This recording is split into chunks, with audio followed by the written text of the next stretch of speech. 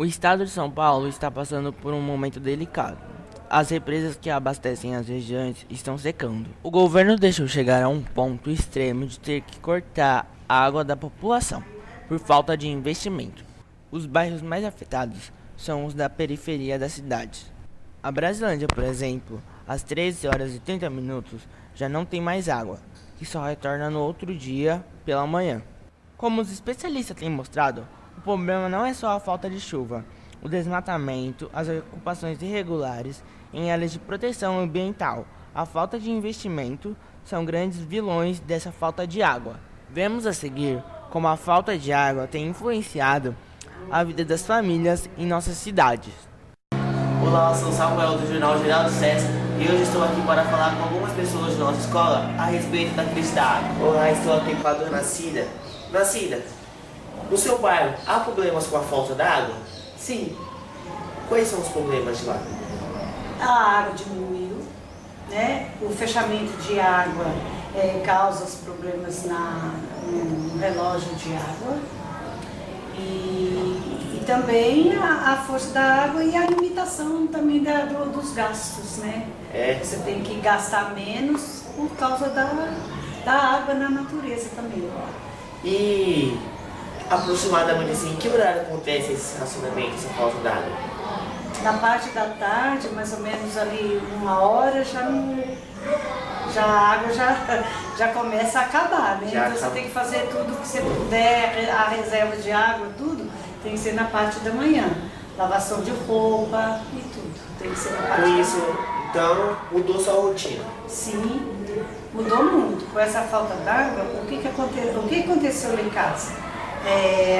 O espaço que eu tinha lá de serviço ficou assim, ficou ocupado com baldes de água de lavar roupa, uma caixa de 250 que eu coloquei para armazenar água da chuva. Então assim, está sendo muito desgastante você transportar a água, essa água do uso para a água do banheiro, por exemplo, a água da roupa, a água da chuva, para lavar quintal, né, para jogar no banheiro, para passar pano na casa. Então eu estou tendo que ocupar um espaço a mais por conta de estar tendo que armazenar essa água. Armazenar. E assim, é difícil e é cansativo, né?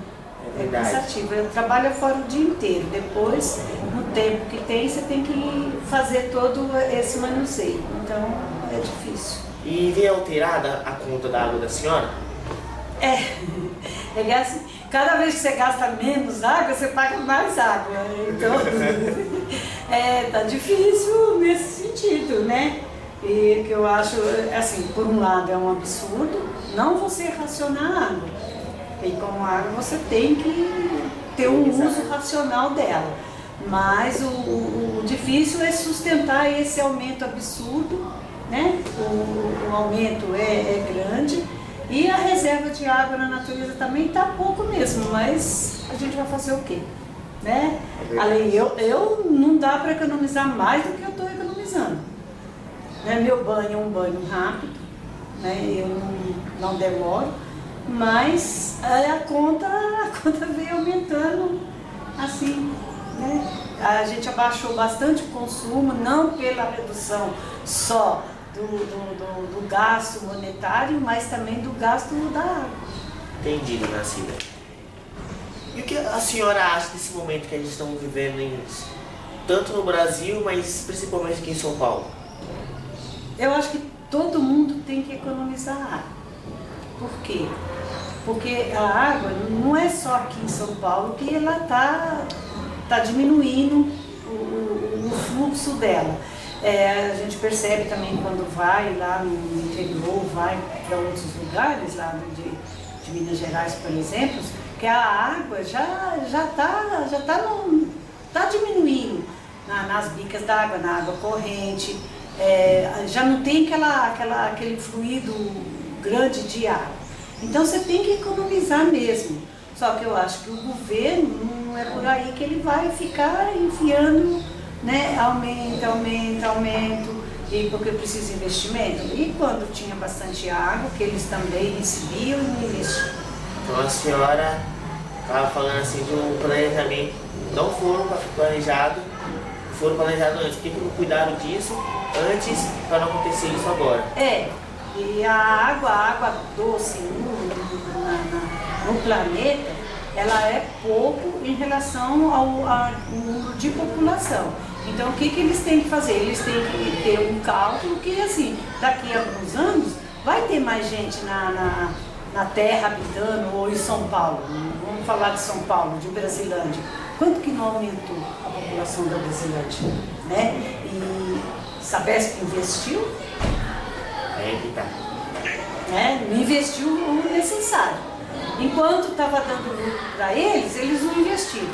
Agora que está escassa a água que eles têm que investir, faz esses aumentos absurdos. Obrigado, dona Cida. Estou aqui com a dona Ida do Geraldo César Júnior. Dona Ida, qual o bairro que a senhora mora? Eu moro aqui na Brasilândia, mas faz uns 2 anos que eu estou aqui na Brasilândia, mas sempre morei pela região aqui da freguesia do Ó. E no bairro da senhora, por essa região da freguesia, da Brasilândia, há problemas com a falta d'água? Eu sinto assim diariamente, na minha rua já virou rotina. A gente tem água apenas no período da manhã. No período da tarde, após as 13 horas, eu já percebo que não há mais água da rua. E isso é diariamente, e pergunto para vizinhos que moram também próximo à minha casa e a gente constata a mesma realidade.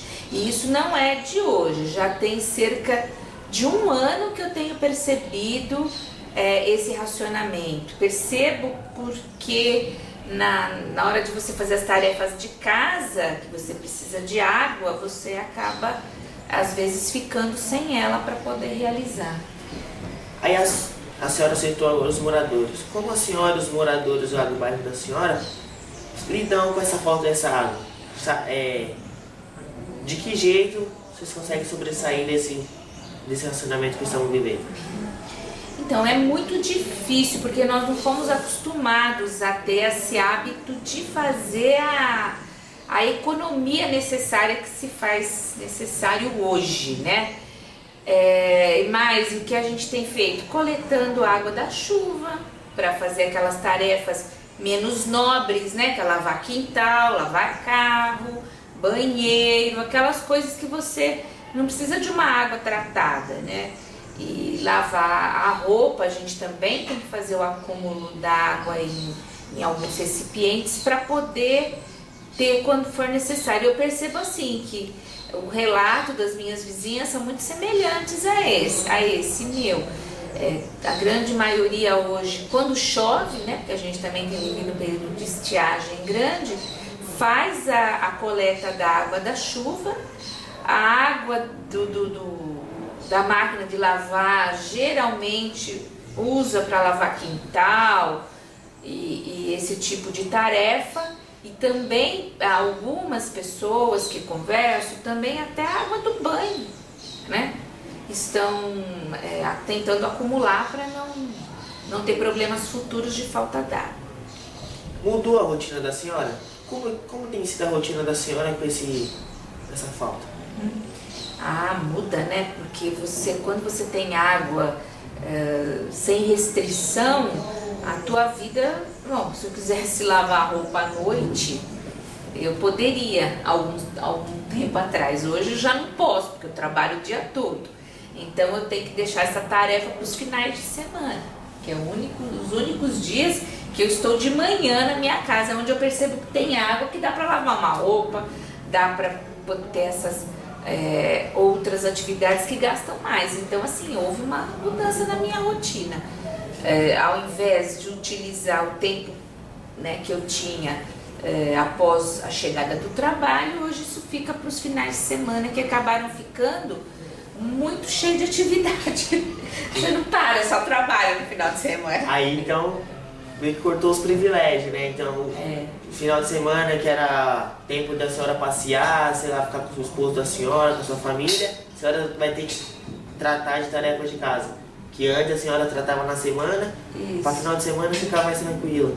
É isso mesmo, porque o final de semana, a gente que trabalha, né, todo dia, o final de semana a gente quer privilegiar a família, né? O convívio familiar com as pessoas, viajar um pouquinho, ou ficar dormindo até mais tarde, né? Também não posso, porque tenho que acordar cedo para poder aproveitar a água, senão não lavo roupa.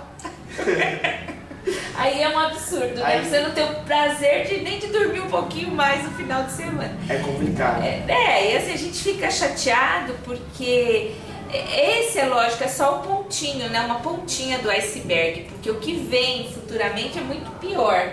Então, assim, então acho que essa mudança de hábito da gente é importante. Só que do jeito que está sendo feito, na base da enganação, que é o problema, né? Então por que o governo já não abre o jogo com a gente, já não diz que tá mesmo... vamos falar a verdade, porque aí pelo menos a gente tem um pouco mais de honestidade, né, nas relações. Então o que eu penso é isso, que cuidar da água é um dever da gente para as futuras gerações não sofrerem, mas que na verdade a forma que está sendo feita é uma forma bastante, como é que eu posso dizer, desonesta, né? E em algum momento da história, só para concluir, nunca deveriam ter privatizado uma empresa como a Sabesp, que é um bem que é de todos, e hoje você tem isso na mão, né, de algumas empresas aí que mantém esse bem, só que de forma desonesta, não fazendo as obras necessárias, né, no tempo certo. Então essa história aí, acho que a gente ainda vai amargar por uns bons anos essa falta de água, esse problema. Aí a senhora, já que entrou nesse assunto da desonestidade, a senhora acha desonesto? Tem pesado o bolso da senhora o preço da conta d'água? Então, olha, eu acho assim, a conta d'água, ela realmente, se você ultrapassar um determinado número lá de uma meta que eles estabelecem para casa, realmente isso vai pesar. Eu, na verdade, eu não senti isso, bem honestamente, não senti no bolso, porque como, é que nem eu te disse, a minha casa é uma casa relativamente grande, então se a gente não fizer essas economias, a gente vai se dar mal. Então a gente está tentando mudar de hábito, e isso está ajudando um pouco a gente a não sofrer muito com essa falta d'água. Mas a gente sabe que tem famílias que um pouquinho a mais que gastam, já passa daquela meta, já perde o desconto. Então isso pesa, né?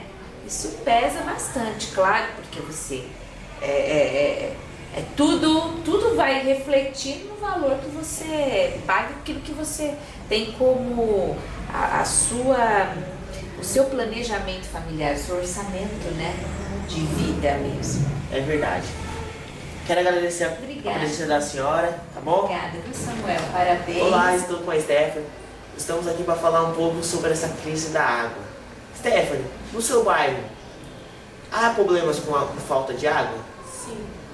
Quais são? No período da tarde tem muita gente que nas casas não tem água, porque precisa lavar roupa, precisa lavar louça, e é muito difícil ter água no período da tarde. De manhã até que é mais fácil.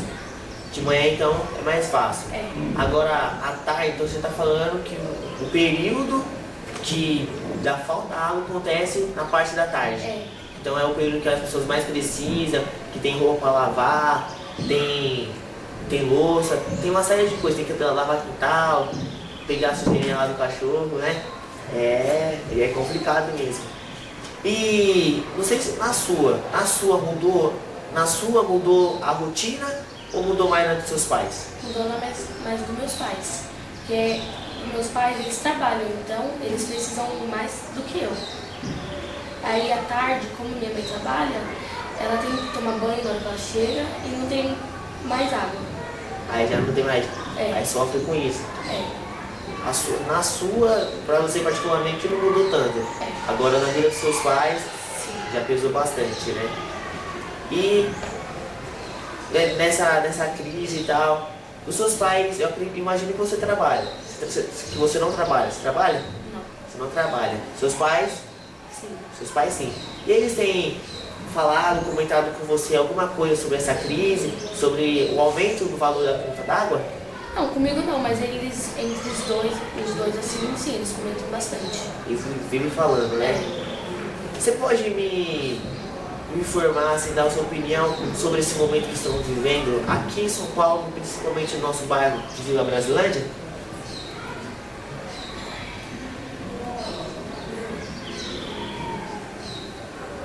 O que você tem presenciado? O que você acha que poderia mudar? O que você gostou e não gostou? É que eu não gosto quando eu chego em casa da escola, é que às vezes não tem água, aí eu preciso tomar banho. Aí tem que ficar com fim de dia. É. E demais, mas só isso, assim, você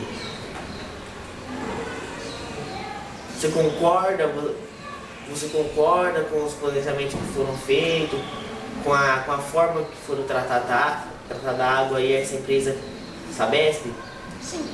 Você concorda? Sim. Pra você tá tranquilo. Tá. Então tá bom então. Ficamos por aqui, obrigado pela sua companhia e sua atenção. Obrigado? Valeu.